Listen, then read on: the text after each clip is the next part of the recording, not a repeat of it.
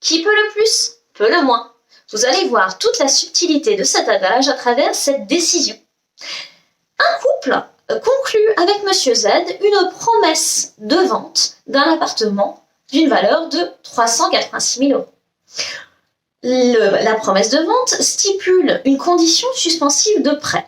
Prêt d'un montant maximum de 414 000 euros, remboursable sur 25 ans, au taux d'intérêt de 2% l'an. Le couple obtient un prêt d'un montant limité à 407 000 euros. Il renonce à acquérir. Le vendeur ne l'entend toutefois pas de cette oreille et assigne le couple devant le tribunal. Le tribunal condamne le couple au paiement de l'indemnité d'immobilisation de 38 600 euros. Le couple relève appel et la cour d'appel lui donne raison. La cour d'appel estime en effet que la stipulation d'un taux maximum permet aux acheteurs de renoncer à l'acquisition de l'obtention d'un prêt inférieur au montant qu'il estimait nécessaire à l'acquisition. Mécontent, le vendeur forme un pourvoi en cassation.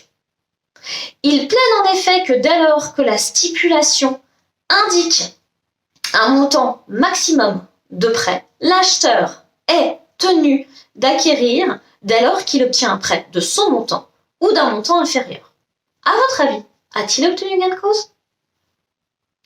La réponse est non.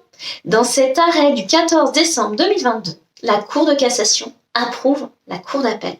La stipulation d'un montant maximum de prêt n'est pas de nature à contraindre l'acheteur à accepter toute offre d'un montant inférieur.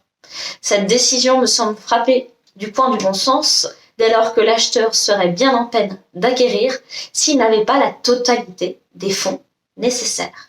Ce qui m'inspire une réflexion, vigilance quant au montant du prêt indiqué dans la promesse. Il ne faudrait pas que ce soit un moyen pour les acheteurs de renoncer purement et simplement, sans bourse déliée, à une acquisition. Si cette vidéo vous a plu, vous pouvez la commenter, la liker ou la partager, ça me fera très plaisir. Quant à moi, je vous dis à la semaine prochaine pour une toute autre thématique.